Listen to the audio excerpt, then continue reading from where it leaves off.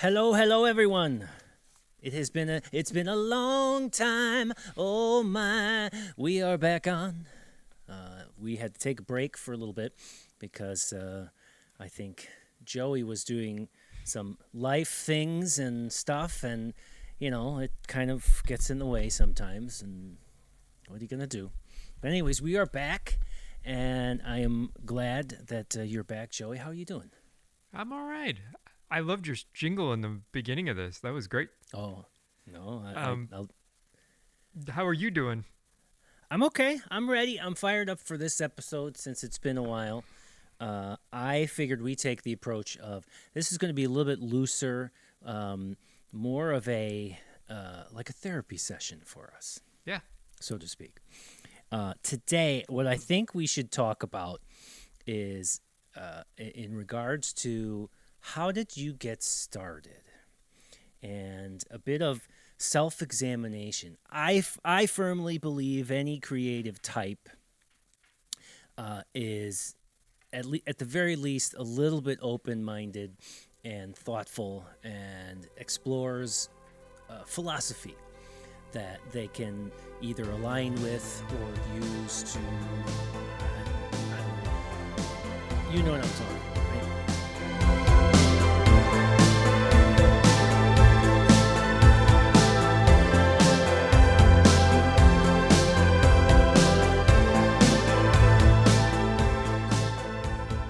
So I think part of the journey as a creative type and part of the responsibility that creatives have to themselves is to know themselves.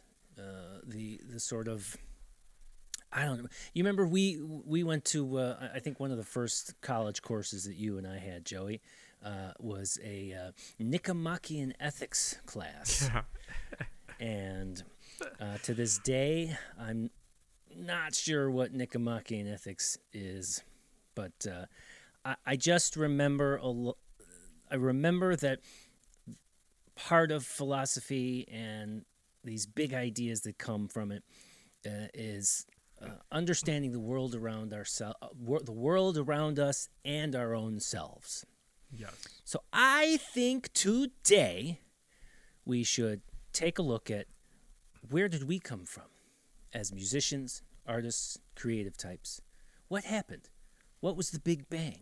How did we? What's the path that we went down that got us to who we are today? And I think this is going to be a good thing for you and me, and maybe some of the listeners out there will take the lead and do it for themselves. So I like this. And I yeah, think you're right about the therapy session. okay. Well, you need some. You always need Oh, some, man. man. I'm wound up tighter than like I don't know, just a wire ball. Well, you know what? Do you want to go first, Joey? You want me to ask you some questions? Sure. Okay. So, many of these are just going to be off the top of my head, but I'm going to go off from the frame of mind that I was in when I explored where I came from. So, like, my first question for you, Joseph, is why did you get started in music? What made you want to pick up an instrument? Um, when I was a younger kid, I started with guitar, and it didn't really speak to me. And my mom thought that maybe I should try drums, and my uncle, her brother, played, and she just said, Uncle Joe enjoyed playing drums. Maybe you could try those. And I started in sixth grade, and I had a really cool teacher. His name was Mr. Howie, and he was pretty crazy. He had like this Wowie. long hair, and he was like kind of like a surfer dude. Um, Cool, cool. and he taught me the basics. I quit playing drums at that point, not because I didn't enjoy it, but I wanted to play basketball. Ah, okay. So for probably the span of like 4 or 5 years, I really pursued basketball a lot, but the drums were always kind of in the background with me. And I had a really shitty drum set from that first uh, lesson, we bought Okay. like a $50 1970s really shit. You remember the one up in the attic? Yes. It was that shitty. It was incredibly shitty. It was. Yes. It was. Anybody that thinks that like anything vintage or like antique is all good, like no, this thing was shit. It couldn't tune or anything. Yeah, But go ahead. I remember it. Like you could probably get a better drum set if you took the Quaker Oats tubs and wrapped them in duct tape. Exactly. Those would be a better set of shells. That is But go ahead. so true. They were warped and everything. But it was a drum set, and my parents could afford it at that time. It was like $50. It was like a Yeah. 4-piece piece of shit.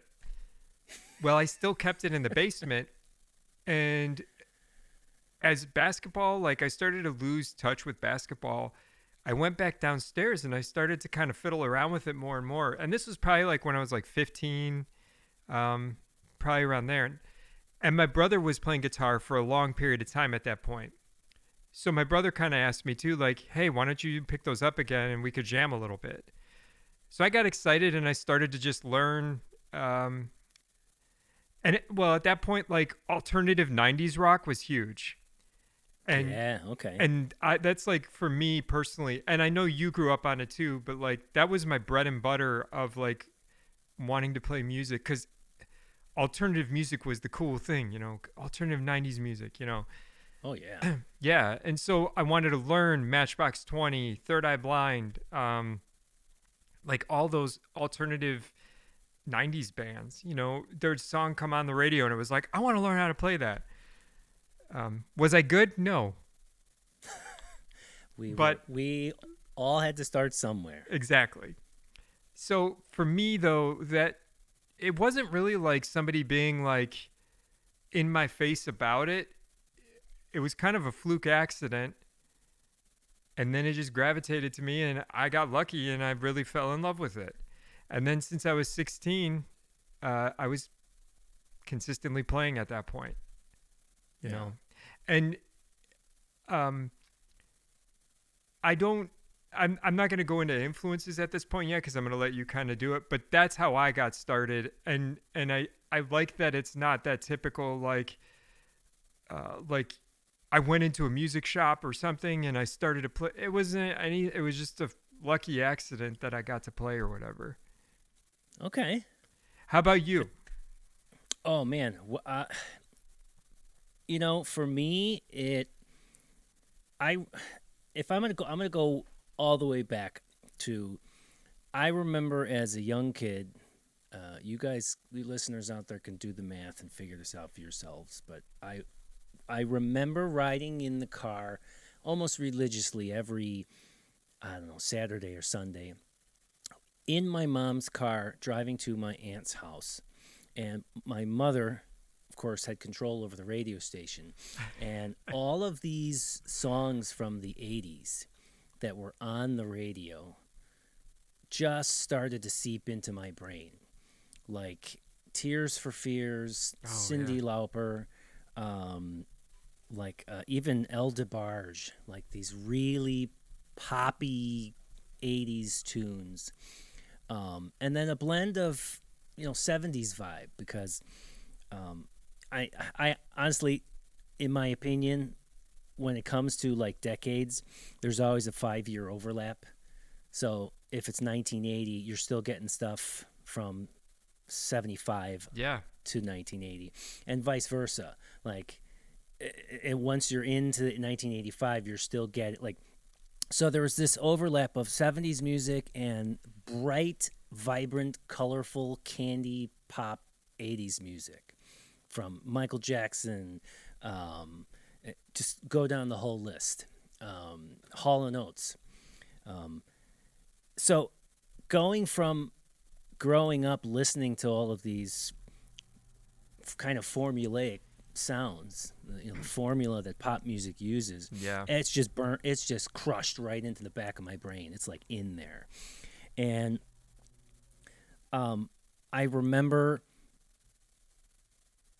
sort of around the same time, in between before the 90s grunge scene had hit.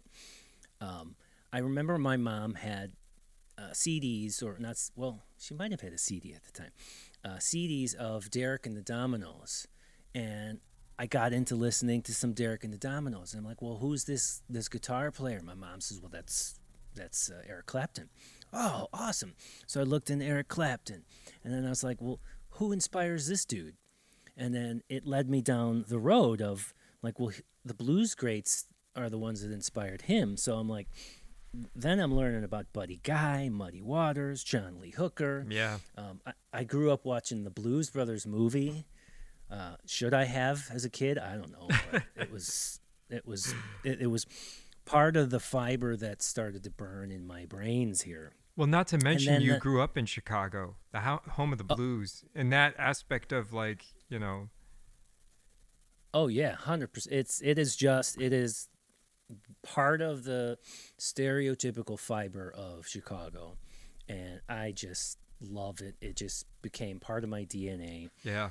And then to sort of line up with what you were saying, like when I started a lot later than you, where when the 90s grunge scene hit, I latched onto a band called Stone Temple Pilots. Yeah. And that was heavier rock.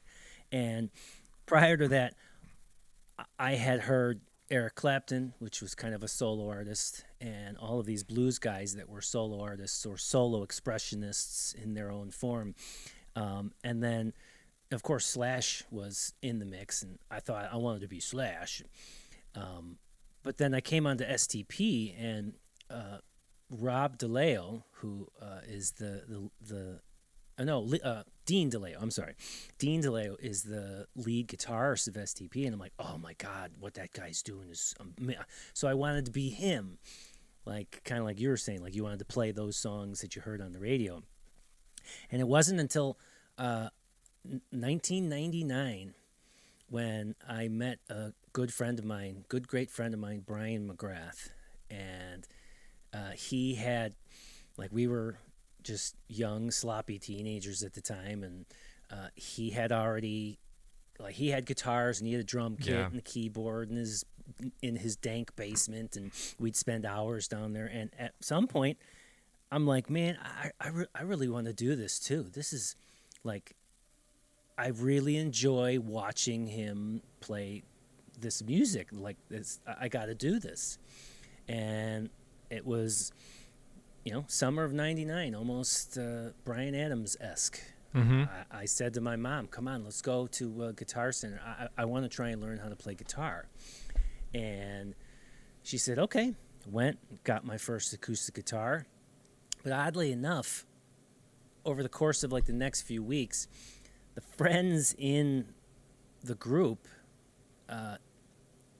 two of them they were already guitar players. Brian was one, and there was this guy Mike who was already a guitar player, and we all decided we wanted to maybe start a band.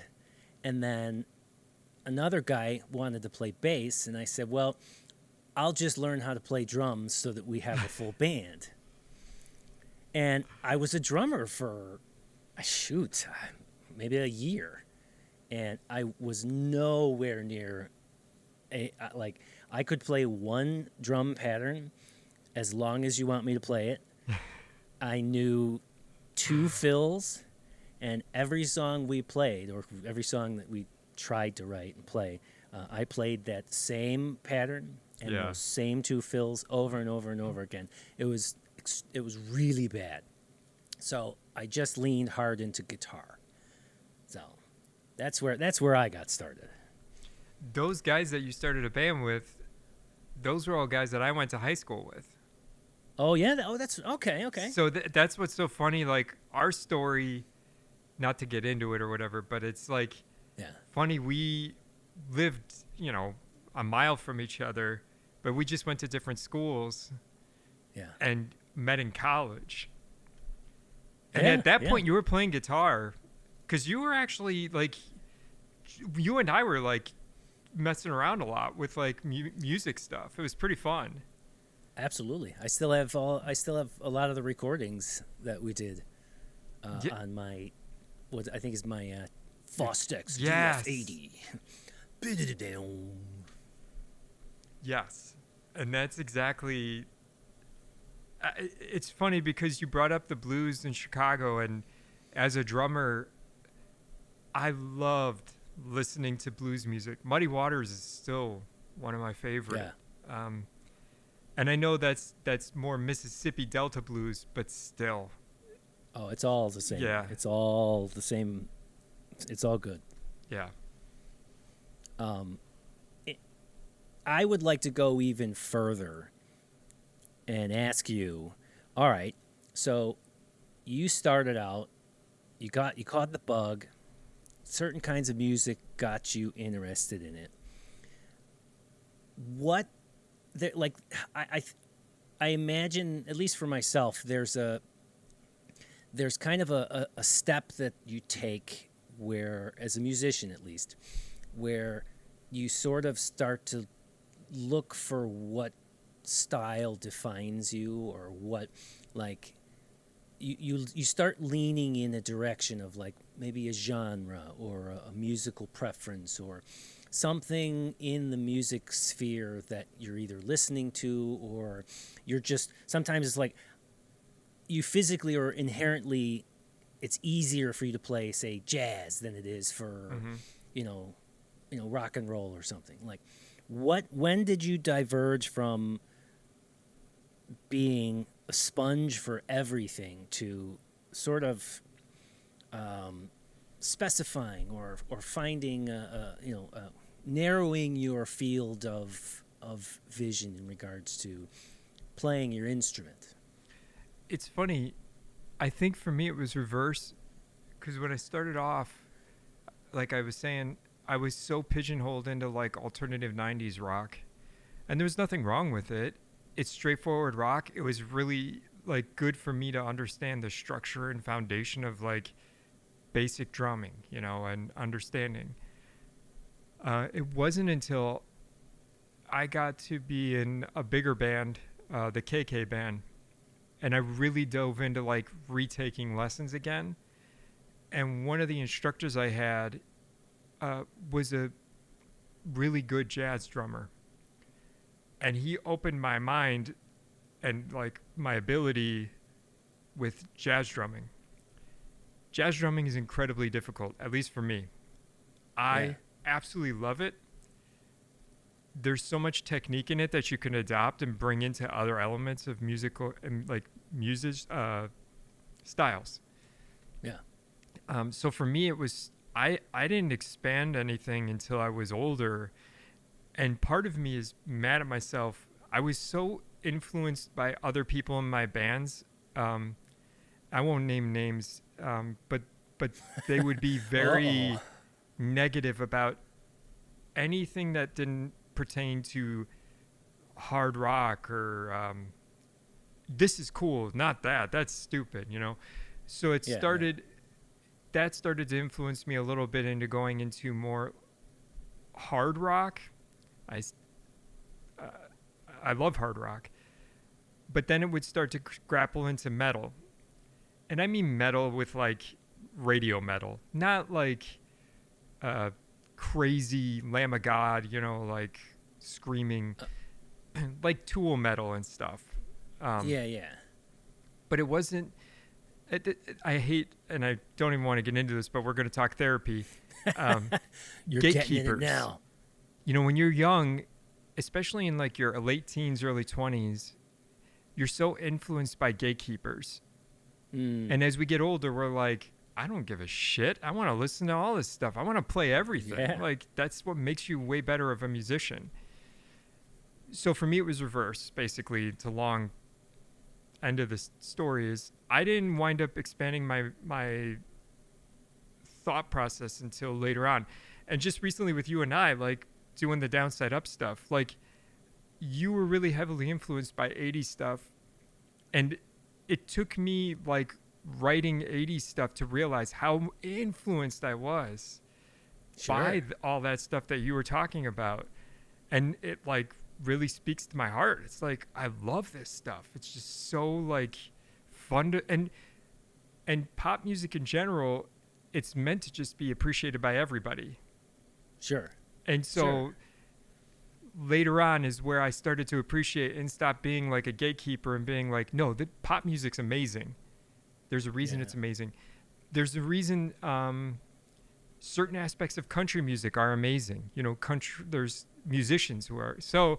Anyway, it took me longer in my life to realize, appreciate all types of music, take the things you can from those as influence, and grow from them. I reversed that question to you. Oh, okay. I'm gonna take from where you said the gatekeeping. I kind of experienced the same sort of thing. Hopefully not It with me. wasn't. No, no, no, no, no. It was. It wasn't necessarily a tangible thing that society was pressing upon me, but it was just sort of the psychology that I had swirling in my own head, probably created by my own insecurities. But like at the time when I was really sussing out, you know, am I a real musician and like what music should I be liking and blah blah.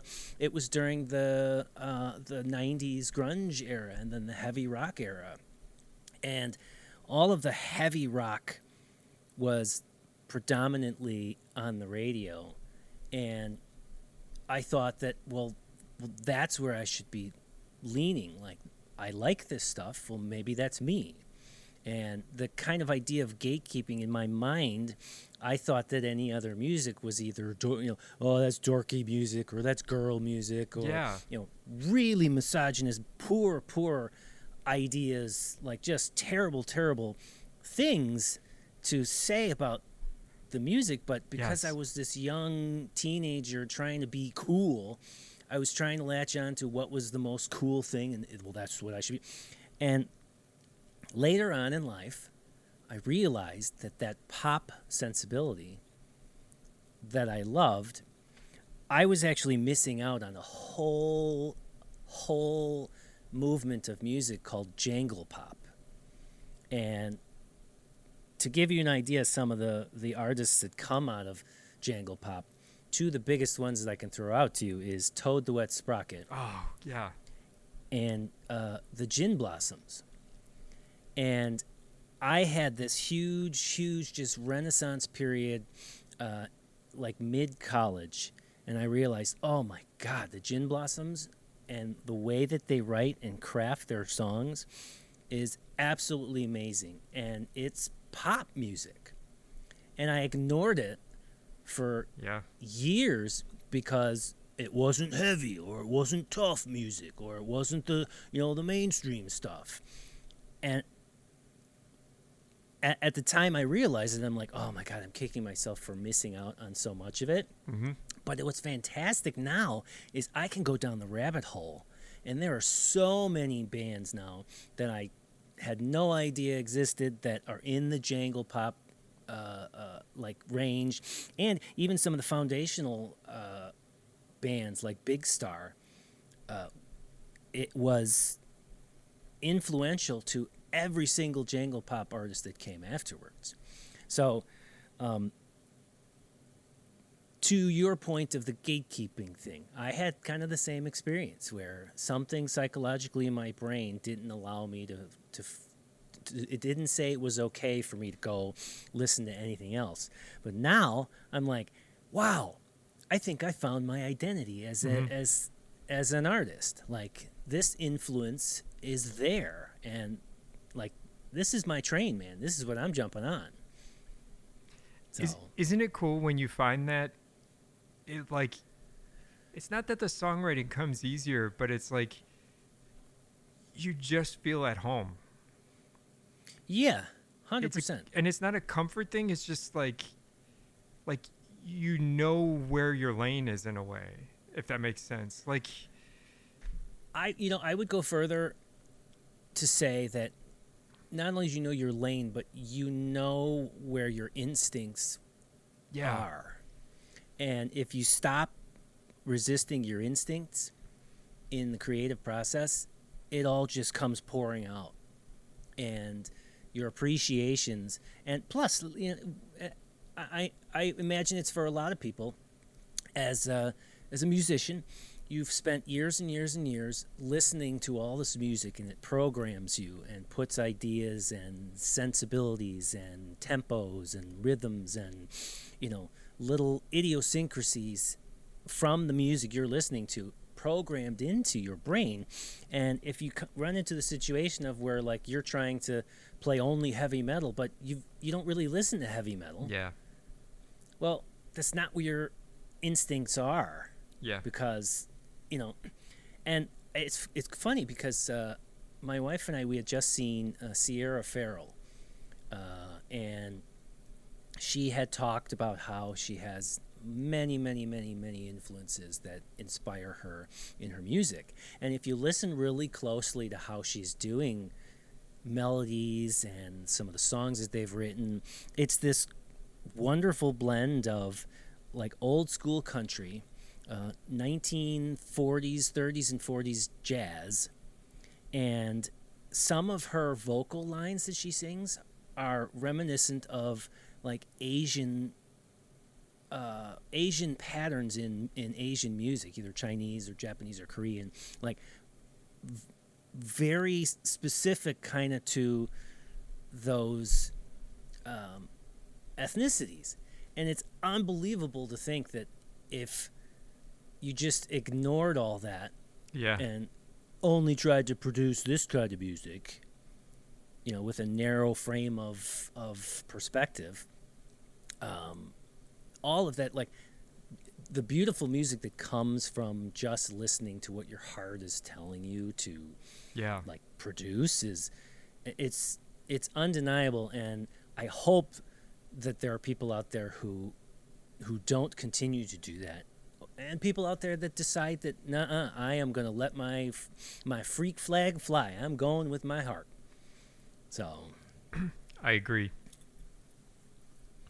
I do think it's really important for people to realize, like, as creatives, you know, I should say, I hope creatives recognize, like, you can write great pop hits and do all this stuff, but if your heart's not really into it, yeah, you might need to explore a little more of, and yeah. and it's okay if your heart's in, you know, some realm that's not radio friendly. Welcome to, you know, the beauty of creating. Yeah. Yeah. It'll speak to somebody. Absolutely. I would love to springboard off of what you just said, that your work will speak to somebody. And maybe this is a good time for us to introduce a segment, a new segment I think we should be doing. Every now and then, I think what we're going to call it is, in case you didn't know. Mm-hmm. I think we're going to start sharing every now and then something that we've learned that you might already know about, but we're going to tell you anyways in case you didn't know. Too bad. So talking about, like you talked about how a creative's work inspires and motivates people, right? Like, you may not feel as though anybody's hearing it or anybody appreciates it, or it's just this the nature of how the environment is, in at least in American society, where the arts and music are really, really poo-pooed upon, and doesn't get what it deserves. I would argue that the arts, that includes visual, literary, and music, et cetera, anything you want to squeeze in there, the arts are mislabeled as product. The arts are a service, and everybody wants the service. Everybody wants it. I challenge you to find someone that doesn't want it anywhere. The arts are an integral, undeniable, irremovable part of our humanity and our being. And the fact that it is just seen as a product that, well, it needs to perform in order to make money. That's a bad way to say it. Like, the product needs to sell enough. You know what I mean?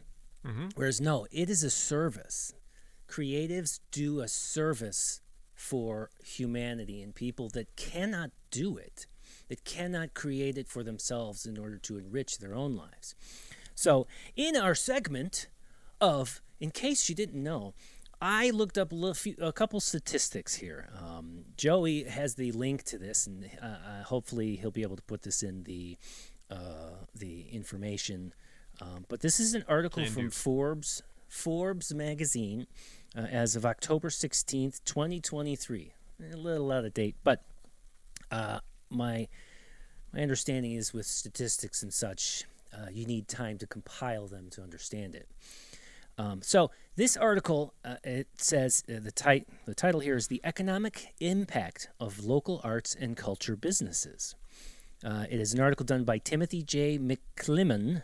I hope I'm pronouncing that correctly. But anyways, it'll be in the link. And the parts that I want to emphasize here, so stick with me for a second. It says, Americans for the Arts, a national advocacy... Let me start over. Americans for the Arts, a national advocacy and research organization for the arts, has recently released its 6th report on arts and economic prosperity. And despite the challenges facing the arts and culture industry today, the results are impressive. I thought they were impressive, so here we go. Nationally, the non-for-profit arts and culture sector generated $151.7 billion. Let me say that one more time here. Nationally, the non-profit arts and culture sector generated $151.7 billion of economic activity in 2022.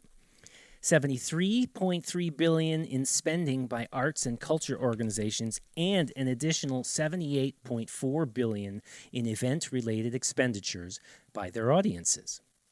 The industry supported over 2.6 million jobs, provided $101 billion in personal income to residents, and generated $29.1 billion in tax revenue to local, state, and federal governments.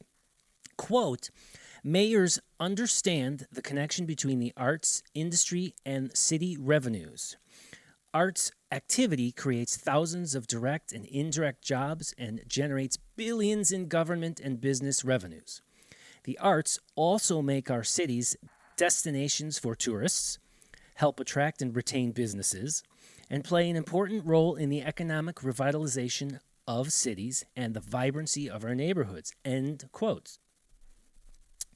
That quote was said by Reno, Nevada Mayor Hillary Sheev. And the last little point I want to throw in here to wrap up this is 80% of attendees to arts and culture events agree that, quote, the event they were attending inspires a sense of pride in the neighborhood and community, and 86% responded that they, quote, would feel a great sense of loss if this activity or venue were no longer available. To me, that says everyone wants the arts. Yeah. So, it brings you back to the whole concept of, well, what is the industry doing to musicians right now? The whole Spotify situation, and even to this day, I remember when I worked as a visual artist. I came out of college and made art, and just about every craft fair you go to, 99% of the crowd will walk past your work and say, ooh, that's beautiful. Oh, wow. Oh, that's lovely. They will ooh and ah and love and praise it and tell you how great it is, but it's rarely ever purchased. Mm-hmm. So the idea that everybody wants this stuff is undeniable in my opinion. And I say to creatives out there that need to hear this, you must and you need to continue your creative journey and your creative process however you can, because any little inspiration your body of work can give to an individual that needs it, that inspiration is a teeny tiny nudge in most of the time. Who knows what direction is, but that nudge in a certain direction could mean the world for someone that needed it. Because I'll tell you what, about a year ago, I came across a local artist here in Chicago that I read his story, and the impact that his creative journey has had on me was so monumental that it has created a clear and definite path for me that I didn't see before. So, you creatives out there, don't ever stop, because the littlest of things can change someone's life for the better, and you won't even know it. So that is all I have to say about, or all we have to say about the economic impact of local arts and culture businesses. And that ends our segment of In Case You Didn't Know. Ba-dam-bam. I like this segment. Okay. The only thing I will say for that is, yeah, which I've kind of said to you before, and you've kind of said it before, like, art, entertainment influences culture. Culture influences society. Oh, there's a thumbs up thing again. wow. But many people in our American society, just like you said, look at that as like vagabonds and don't deserve to get paid for sitting around and playing music. Meanwhile, they're watching Netflix or the next TV show, and they don't realize there's a lot of creatives that are a part of that making of a TV show, including musicians, including directors, writers, name it, video editors, audio editors. These are all creative jobs that produce product. Yeah. You know, and they, I get annoyed that you're not busting your butt laying bricks, or you're not doing this, or you're not doing that. Well, without creatives, there's no culture. You're right. I do want to add as well, like to what you're saying. These numbers in this Forbes article, it's proof that there's billions of dollars that the arts generates. The problem is the control system is using and abusing the creatives, because the creatives were just too stupid to come up with the system that sells creativity. Yes. The Ticketmasters, Spotify, like you said, they took advantage of it, manipulated it. Yeah. Yeah. So it's I guess in some ways some people might say this is a thankless cross to bear. But you know what? The world would not be as beautiful as it is, or at least humanity's portion of the world, because nature trumps anything humanity can ever do. Like, nature's just the bomb. It outperforms even itself, depending on what season you're looking at. But in the human sphere, all you have is a square room with nothing in it. You can exist in that and eat your meals in that. Even like chefs, come on, like you could what is it like? There's so many movies that do it. Like we've created this unique simple protein, and all you have to do is eat this simple protein, and you'll survive. Like the idea of only avenues of survival are worth paying for is ridiculous, because proof in this see, I got the article right. People need the arts in order for survival as well. Like, I mean, anybody, I bet you anybody who's been in prison could tell you it is a lot nicer being outside of a plain, simple box. It's more beautiful. It's more inspiring. Your heart soars. Your spirituality grows. Everything grows and is better because the arts are like the sugar on top of everything. Mm-hmm. So I'm off my soapbox. I'm done. To go I'm done. full circle. Yeah.